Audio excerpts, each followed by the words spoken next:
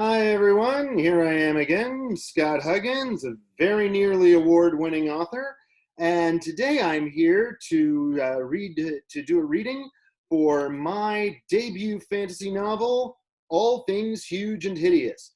Now, unfortunately, All Things Huge and Hideous is not available right now, so because the publisher folded, I'm looking into getting another publisher, but while we're on hiatus, I just thought I'd give everyone a laugh by reading my book about Dr. James DeGrande, veterinarian to the evil Dark Lord, and his lovely assistant, Harriet. So, without further ado, All Things Huge and Hideous, Chapter 1, Properly Vetted. When I was an apprentice, my master told me that drinking wouldn't solve my problems. Of course, when he said it, he'd just finished sleeping off a 2-day binge. While a good enough mentor, old Argash just wasn't imaginative enough to see why he was wrong about that. So I sat at a corner table of the endless gullet, waiting for drinking to solve my problem. But tonight of all nights, the drinkers just weren't cooperating. Annoyed, I took a sip of my bad rum and let most of it run down my shirt. What Argash, like most other people, never grasped about drinking solving his problems was that it's other people's drinking that solves them. Why is that so hard to grasp? It works for bartenders all over the world. But tonight, the mean drunks were too sober and the quiet drunks were too drunk. The well-juiced death knights in the center table seemed my best bet, but tonight they were all huddled together, growling away about whatever pisses off death knights, which is everything. Then the tavern wench limped up to them, bent awkwardly beneath the cracked platter holding 10 quarts of ale. She'd relieved herself of almost half of them before it all went to hell. "You dare!" The bellow cut through even the liquid crash of a half-dozen tankards slamming against the wall. The girl was down and a death knight was up. He was bald, toothy, drunk, and had a nasty cut on his ear, but it was old, so I knew she hadn't done it. "Get up, crippled tavern whore, and clean up this mess. Then get your pitmaster out here to serve Zorag Bloodlord better drink, with his own hands, so that Zorag's eyes will not be fouled by your ugliness." The girl picked herself up, violet eyes burning. For a second, I thought she was cowering, but then I saw how her back was twisted in a sharp left S-curve. I hadn't noticed when she was carrying her tray because she'd placed it on her right shoulder and arm. The hunchbacked girl glared silently up at Zorag's big, ugly face, her head practically on her left shoulder, arms dangling like a goblin's and no taller than my chest. He raised his hand for another blow. Why did I intervene? I don't know. I'm not big on that all humans are family in the Empire of Dread bit. People make their own way here. Maybe I didn't want the owner to try to get me to doctor my own species. Zorag fit in with my plans nicely enough, okay? I splashed the rest of the rum down my front and stood up, pulling my collar up high and angling my blade away from the orc. "Oh, well done!" I cried into the silence. "But do you think it's enough?" All eyes swiveled toward me, one pair of violet in the sea of yellow, glaring Death Knight eyes. "I mean, for a warrior of your rank, is a bit of drink enough?" I continued, sounding as drunk as I possibly could. "You're obviously a terribly dangerous fellow, seeing as you're ready to prove yourself in combat against a human woman." "No, I've got it!" I crowed. "The last human woman you fought wasn't crippled and gave you that ding on the ear, but you know you can take this one. Is that it?" "What?" For a moment, I thought I'd gone too far and he would just charge me then and there, jaws agape. Without losing a moment, I cleared my throat, looked him dead in his gray, pug-nosed face, and put my hand pointedly on the ruby pommel of my blade. "I challenge you, Bloodlord," I drawled. That brought him up short. There aren't many humans of noble rank in the Empire, of course, but those of us that are, they tend to be well-connected, nasty sons of bitches, and not an orc in the Empire can refuse to duel one without permanent loss of face. Of course, I was counting on him not looking at my neck or my blade too closely, but it had worked before. And it did now. Zorag began to laugh. Ha ha ha! I will eat your liver while you yet live, human filth. The rest of the Death Knights joined in. I'll take that as a yes, then. Now the wench, it was possible I'd killed two birds with one stone here. In fact, it seemed I was rather counting on it. Her gaze was riveted on me as though I was some angel or demon. I snapped my fingers at her, and she limped hurriedly to my side. A bruise was already forming on the side of her face. Who will be your second? An immense orc stood and rumbled. Commander Gruthors will serve as second. And the lady, what's your name, my dear? I asked. Harriet? Harriet will serve as mine. Her eyes popped. Now we'll need something to quench our thirst while we settle on the ordeal. I pressed 9 copper coins and a copper foil packet into her palm. The best in the house, I said, for my worthy enemy Zorag. She nodded and scrambled out. I turned back and stared Zorag in the face. Name the ordeal, I said. As the one challenged, he had the right. Zorag's face split into an ugly grin. Teeth and claws, he grinned. His comrades laughed too. He knew he had me and probably thought he was being awfully clever too. Under the accepted Imperial dueling code, both principals bid the most dangerous duel they thought they could survive. You either agreed to your opponent's bid or named something even more dangerous. To yourself. Of course, any weapon I named would be less dangerous to me than having to fight an orc barehanded, so if I suggested it, I'd be immediately branded a coward. This would allow the Death Knights the pleasure of beating me to death on the spot. Oh, too easy, I snorted. Dragon slaying. The laughter chopped off as though cut by an axe. Commander Gruthors spoke. What did you say? Dragon slaying, I repeated. The silence was absolute. There was no possible higher bid. Nothing was more dangerous than dragons. The code did not specify that the principals fight each other, just that they encountered the same deadly risk. Usually that meant fighting each other to the death, but not today. Oh, come on now, I said. It's not a very dangerous dragon. I've just the one in mind. Poor thing is half dead anyway. Harriet arrived with the drinks, a tall black goblet for Zorad and a glass tumbler for me, pewter tankards for the rest. I nodded to the wench. Sharp girl. I held up the tumbler. Unless it's too much for you. Zorag snatched up the goblet and drained it. Nothing you can name is too much for Zorag. He exhaled, and I saw his eyes catch orange fire. Where is this dragon, human? I shall carve my name in its head.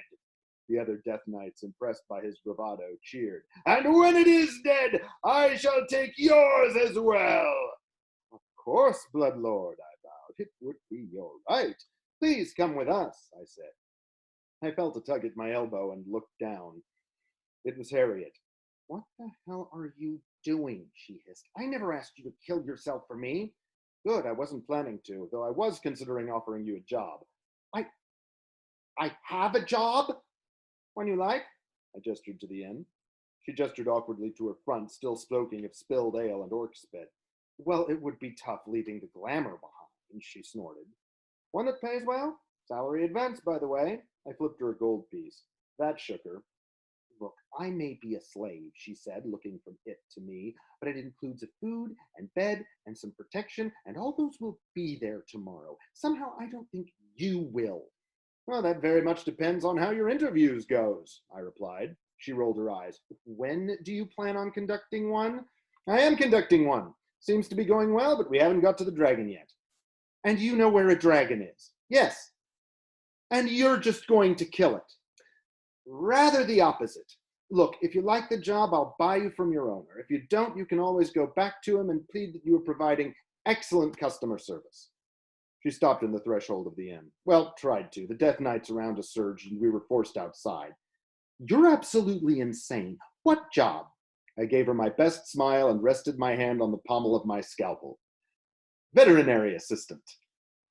I knew where the dragon was because it was right where the Dark Lord and I had left it that morning, trying to find some comfort on its favorite slab of granite outside the adamantine walls of the Dark Tower.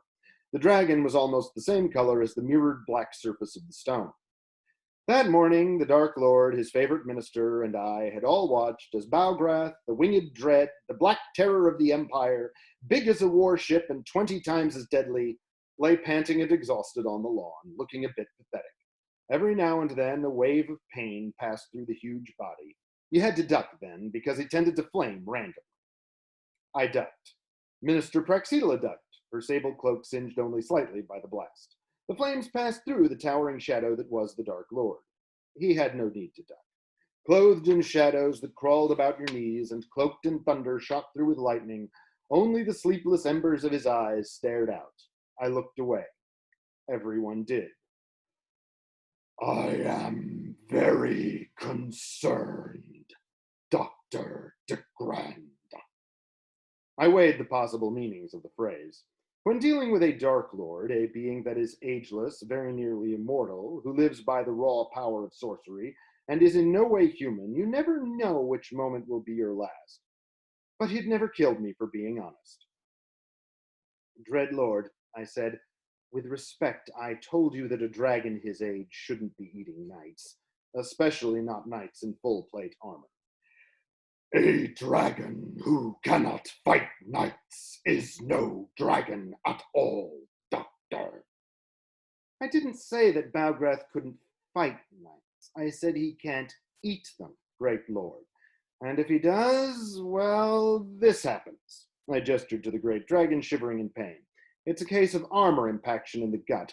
Incidentally, how did an enemy knight get close enough to attack Balgrath here in Carthagorim?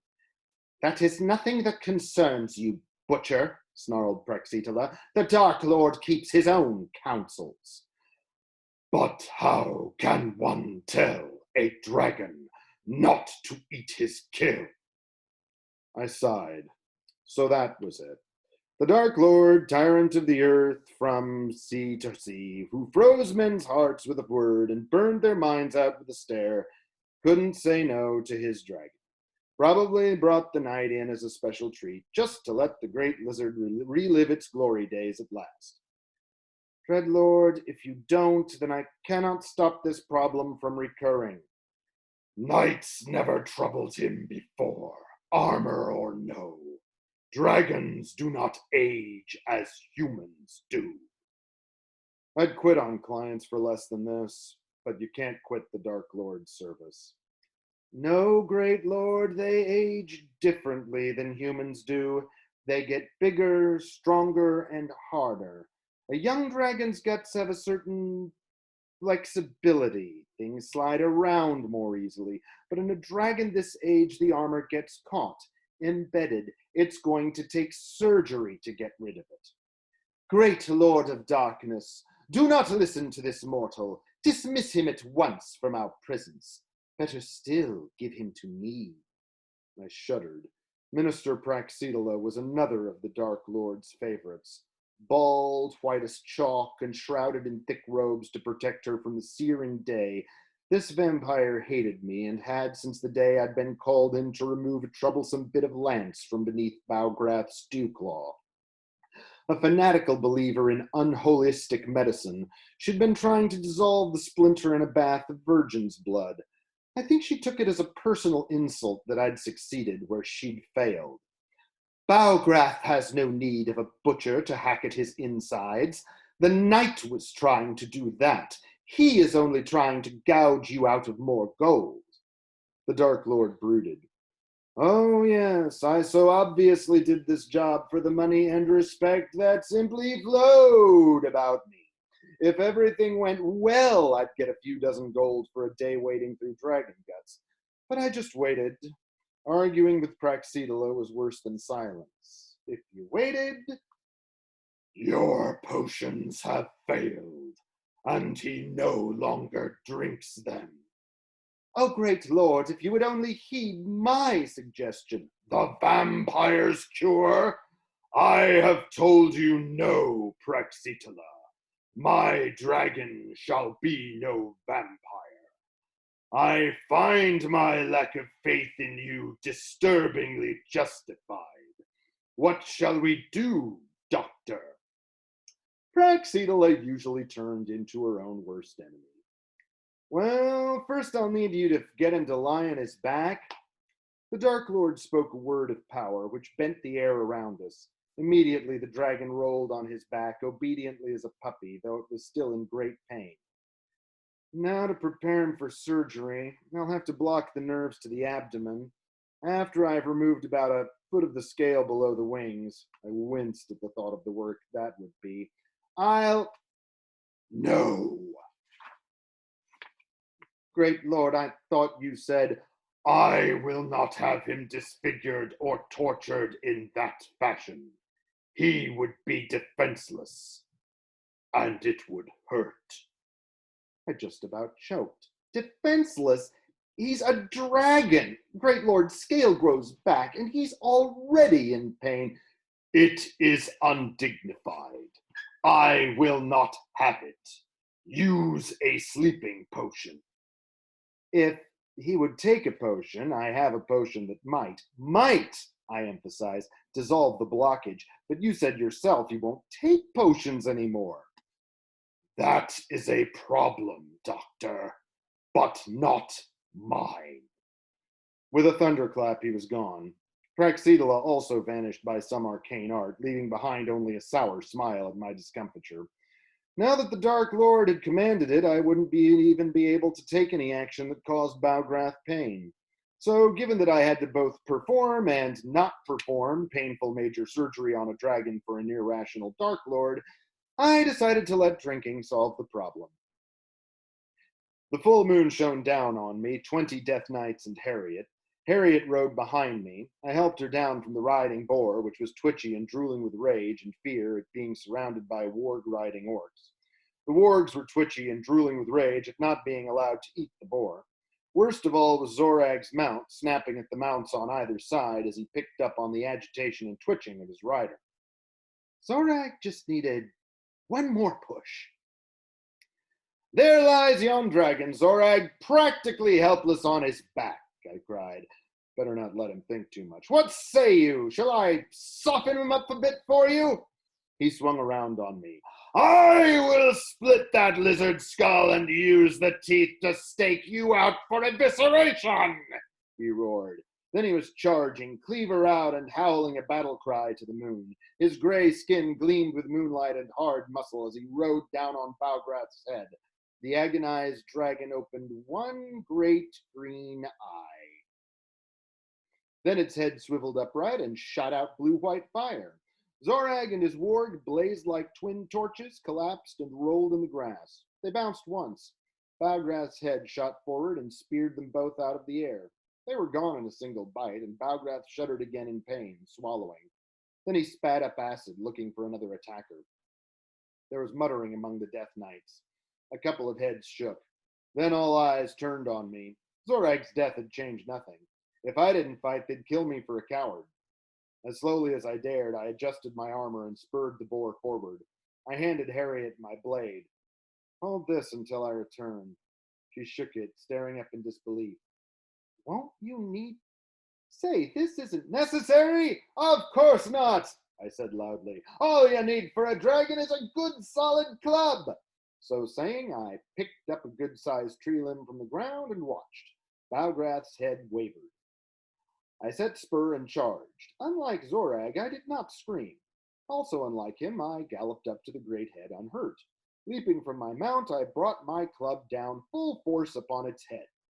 It bounced right off, but since the Dark Lord's command hadn't actually stopped me from hitting Balgrath, I knew he was feeling no pain, and from a distance my blow had looked like a coup de grace. I quickly got to work. By the time Commander Gruthors and the Death Knights finally arrived, I was settled against the dragon's nose, enjoying a pipe of tobacco, blowing out huge smoke rings. A dark puddle of liquid oozed beneath the dragon's skull.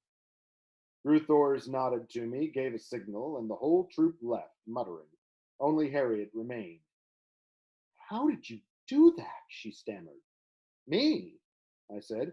You did it when you mixed opium and hydrofluoric acid powder into Zorag's drink for me. It made him kill crazy, but orcs are funny that way. Normally a dragon won't eat with a major gut impaction unless you threaten it. It'll eat anything then. Orcs also don't wear much armor, so putting Zorag around the potion made an ideal knockout pill.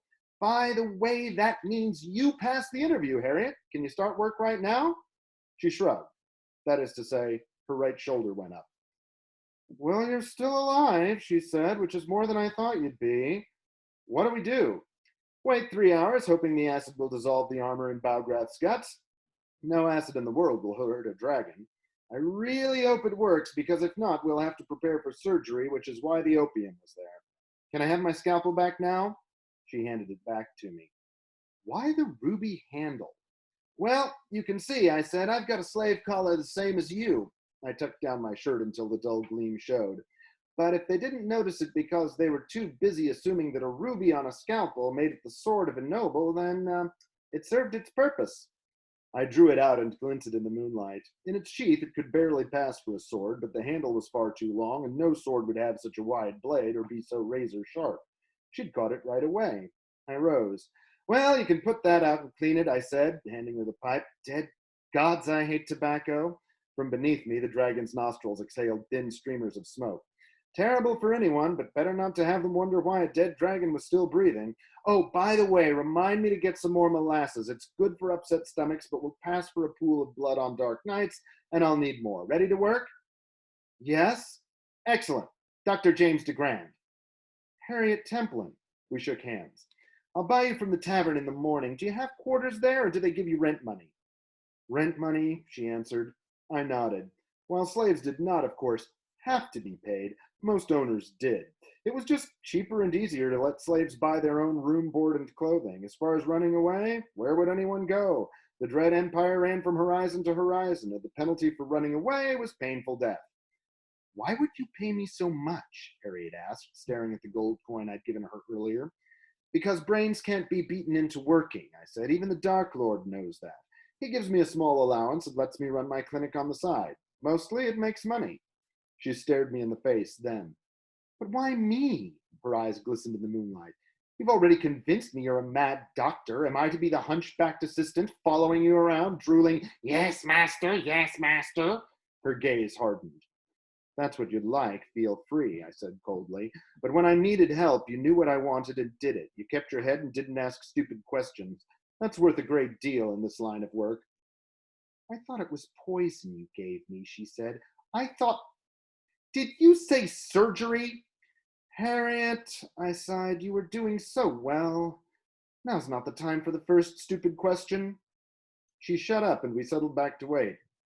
That's when I knew Harriet would work out. All right, thanks for attending my reading. It was a lot of fun, and I hope to see you again for Chapter 2. Bye!